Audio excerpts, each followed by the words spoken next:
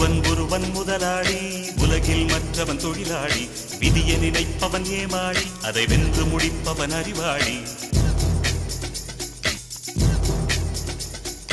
ஒருவன் முதலாளி, உலகில் மற்றவன் தொழிலாளி.